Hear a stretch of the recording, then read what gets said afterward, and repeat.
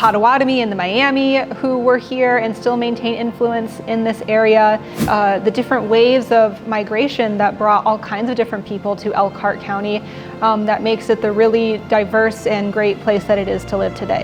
That are on display right now, they represent the importance of the beaver fur trade from the 1600s up through the 1800s, and the different native groups that were trading amongst themselves and amongst the white European settlers and colonizers that moved into the area in that period. So we try to cover all the range of experience within Elkhart County, and I think that shows up in our collections.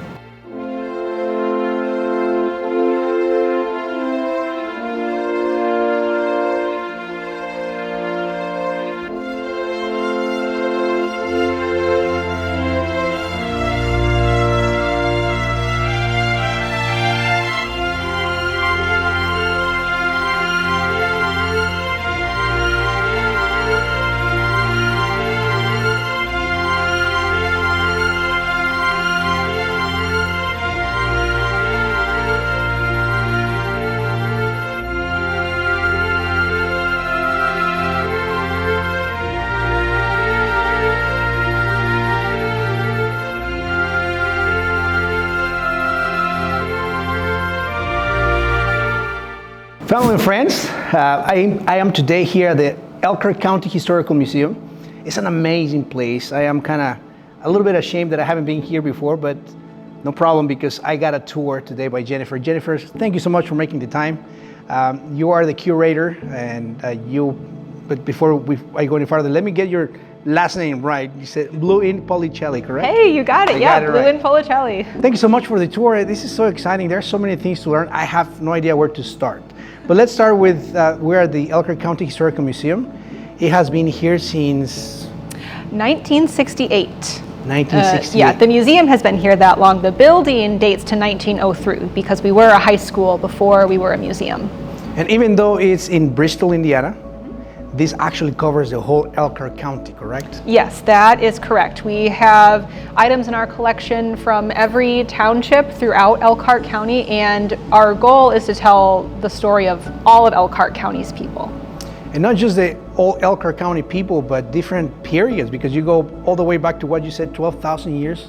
Yeah, that's exactly right. So the arbitrary lines that were drawn in 1850 to make up Elkhart County, I mean, you know, we go way well beyond that. We talk about people from the Paleo period, 12,000 years ago, like you mentioned, up through the Potawatomi and the Miami who were here and still maintain influence in this area, up through the different waves of migration that brought all kinds of different people to Elkhart County that makes it the really diverse and great place that it is to live today.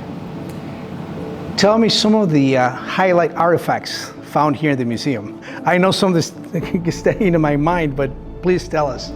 Yeah, so one that I showed you earlier from the Paleo period would be that mammoth tusk that we have that was found in Middlebury. And we know that that mammoth tusk is from a male mammoth, from a boy mammoth. And actually our curator of collections, Michelle Nash, will be leading a program in November that really dives deep into a lot of the collection items that we have on exhibit right now. So if that's something that people are interested in, I would highly recommend checking that out. What else do we have in our collection that is really, really cool?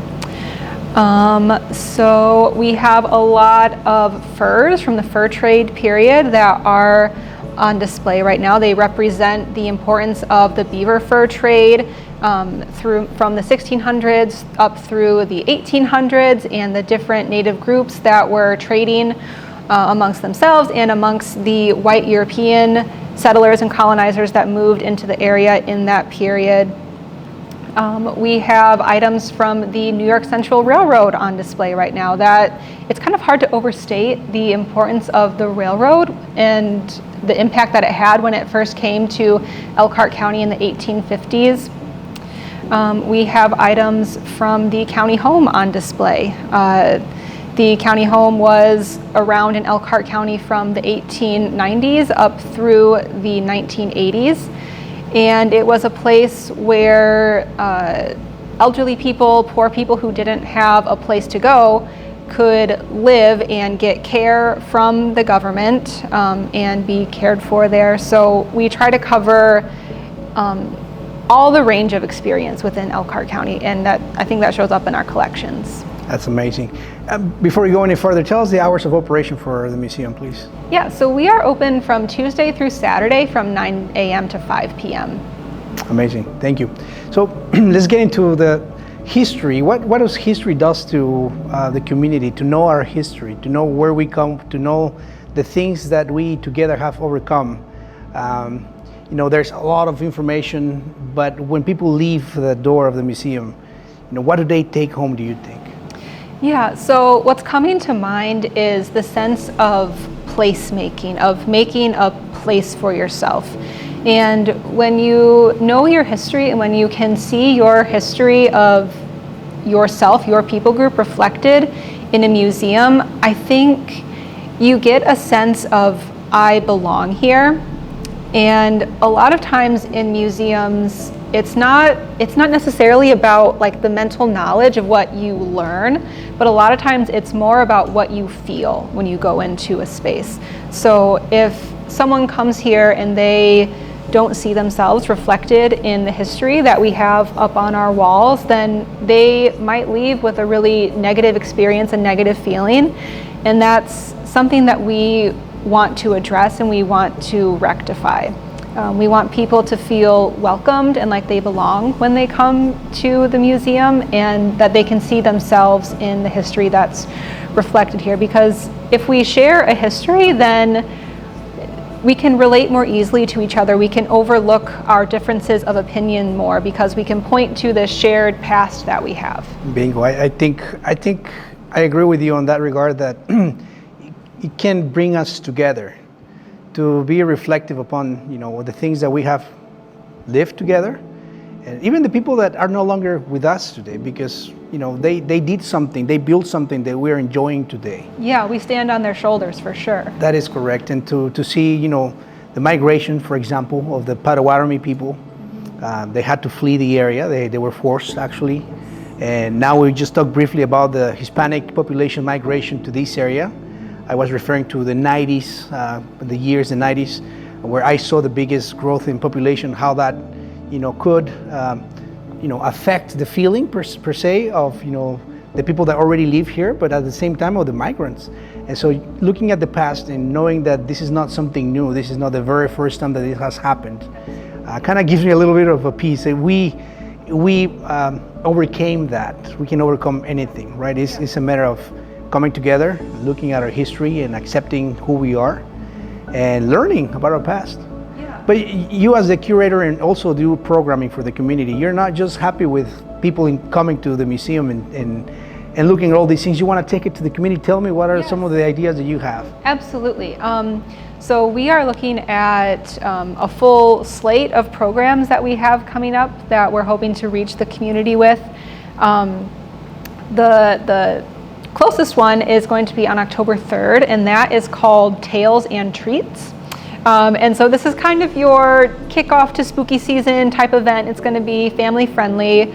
We're going to have a campfire set up inside in our little gym, and it's going to be a time where we tell some spooky stories. And these stories are like, they're ghost stories, they're monster stories, and they in some cases, they originated here in Elkhart County, and in other cases, they were brought to Elkhart County by groups of immigrants who moved here.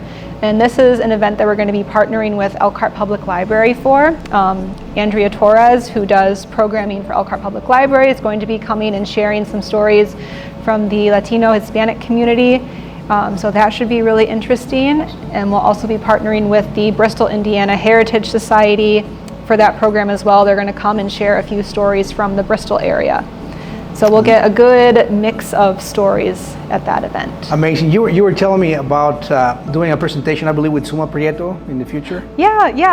That is still in the works, so I don't have a whole lot of details on that yet, but we are in communication with Zulma, and we're hoping she will come and speak about the Latino migrant experience in Elkhart County so that we can better understand that experience and get that history out there, because as we talked about earlier, there's a gap in the knowledge of what we have, and we want to take every step that we can to fill that. That would be so amazing. And yes, let's talk a little bit about that gap, because and you know, with politics aside and everything that is happening in the country, there's a conversation to be had regarding immigration. And I think that some people like to just put that under the rug and not talk about it. I'm more of the type of person that likes to talk about those things. I think the problems that are not talked over, you know, can get worse. But so there's a gap. There's a population of us migrants that came here for many reasons that are in the area, and you know, essentially a lot of us don't speak English. And you know, we can come to a museum, but you know, most of the things that I see here are in English. We would like to learn. There's some pictures. So there's that need for information, because again, for people to adapt to the life and actually become a part of the community, you know, we need to understand where the community comes from. And I think that's on us to take the first step to learn, you know, where we are, what is the history of this place, how can we contribute, because the perception that we came here just to take, that's wrong. We want to contribute. Yeah. But if we don't know how we can contribute, if we don't know the history, how everything that is here today came to be, how can we contribute to that? So there's that information gap. Yeah, and I think that's a road that goes both ways too. You talk about the migrant community contributing to the history of Elkhart County, and yes, we are all for that. We would love to be collecting more items in our collection and in our just the stories that we have from the migrant community, from the Latino community. But also, we are taking small steps forward towards the Latino community so that hopefully we can meet in the middle, halfway. Yeah. Some of those steps include introducing more bilingual programming and exhibition text. We have an exhibit that will be going up in 2026 that will be fully bilingual, and we are planning more bilingual text in our existing exhibits too, so that they are accessible to everybody. We want everybody to be able to read it, whether that's in English or in Spanish. And we're, in our programming as well, we're reaching out more to the Latino community and other groups that have also been on the margins. Amazing. I'm going to make my friend Sahib Ramirez, who is behind the cameras here today, commit to helping by perhaps making some videos and some little clips of so much information here in the museum that people from the Hispanic community can benefit from in Spanish. But it's an amazing, I think there's a lot of good information that people will benefit from, especially, you know, if they bring their kids. Yes. Some of those items are so, you know, amazing to just look at. Yes, yeah, absolutely. And that's, we would love to have all families all families are welcome here. We want kids of all ages coming and learning about the past of Elkhart County. One easy way to do that coming up is going to be through our Día de Muertos programming, and that will be October 28th through November 2nd. Okay. So on October 28th, which is a Monday night, we will be hosting like a Día de Muertos kickoff event. Oh, wonderful. Yeah, Mariachi Echo is going to be performing. That's Goshen College's youth mariachi band for people who aren't familiar. So we'll have a special performance from them, and then Naya Ulloa, who I know has been involved with your channel before, he's going to come and speak about the cultural and historical significance of Día de Muertos. And so that should be a really fun night of entertainment, but also learning something about Día de Muertos, which is an important holiday among, I think, particularly Mexican Americans, but also people from Central America and South America. And then for that whole week, we will be hosting a community ofrenda here for people to come and leave offerings. That's amazing. Yeah, for people to come and leave offerings to their deceased loved ones. You know, bring anything that you would you would want to put on your ofrenda. The only thing we can't have is open flames. So you can bring a candle, you just can't light it, or bring a battery operated one. That would be totally fine. But food, plants, little toys or trinkets, any of those things are totally fine. And then on November 2nd, we will be having a Día de los Muertos family celebration day. We'll have some craft stations set up where you can cut out your own papel picado, or you can make your own marigold flower, or write your own calaveras literarias, the Day of the Dead poems. We'll also have face painting, so that should be really fun. And we hope that families will come out to that to enjoy Día de los Muertos with us. Oh, absolutely. I think that would be fantastic. I'm trying to think of any other event like that in the past by a museum. I don't think so. I don't think it has any precedent. So I don't know if you did it before or not, but it's an awesome idea. No, this is the first time that we've done that. I'm not sure if any other museums in Elkhart County have done something like that. I know different organizations will have Día de los Muertos programming, but that's definitely the first time we've had it here. That's amazing. Thank you so much for making that happen. I don't know if you realize how important that is, because we can organize our own events and say, hey, this is how we celebrate things, but it's different that the museum recognizes, our traditions and actually promotes and teaches other people in the community that might not understand why we celebrate the things that we celebrate, or, why, I don't know if you've seen those Mexican skulls, they become famous because of Día de los Muertos. And, if you wanted to understand, why those celebrations are important, come to the museum. Yeah. And take that step to, come and learn about our culture. I think that, not to sound cliche, but sometimes when we don't know people, we tend to be a little more, try to keep our distance. When we sit down and talk to them and hear their stories and hear their tradition, we're like, okay, I think I get it now. We just recently celebrated our independence, Mexican Independence Day in Goshen, South Bend, Chicago. Huge, celebrations. And I think on behalf of the, the Hispanic community, we are happy to show to everybody, that we love our country, and that we're happy that we are free from Spain and all that good stuff. But on the other side, there are people that might look from afar and look at us and say, well, what's that? What does that mean, right? Well, come. You're invited to come to our celebrations. This is not just for us. It's for you to come and join, taste our food, dance with us. You don't know how to dance, we'll show you how to dance. I mean, we're open to, just mingle and, show you what we're proud of. Yeah, myself and a coworker were just at the Goshen Hispanic Heritage Festival on Saturday. Oh, did you? Good. We had a great time. We were over by kind of the soccer fields and like the boxing ring where they had that set up. And so we had the really loud music just, going the whole time. Did you dance? I did not, but maybe if you could show me sometime, I would happily join in. And you're right, you talked about the vibrancy and everything that's going on. There was so much to look at, so much to see and hear and taste. There's so much good food there, oh my goodness. Here's what I propose. Let's look back a little bit on Mexican history. When the Spaniards came to Mexico, in fact, the Queen actually said, just, marry with the locals, have kids with them, let's become one people. Let's not be divided. That was the one difference between, I want to say, the British and the Spanish people. In Mexico and all Central America, Cortez had kids with Indian people, and he had many other kids. The British didn't do that as much as the Spanish. Yeah, that's so absolutely right. We are open to that cultural shift, and I think that going back to immigration, I think that Hispanic population in the United States is the fastest demographic group growing, and so to learn about each other's culture and respect and accept, it can bring something completely new. Now that might be a little scary for some people, but it's the reality of where we are today. We are here. We want to learn our history. We want to respect our history. But at the same time, we are contributing to the economy. We are contributing to the culture.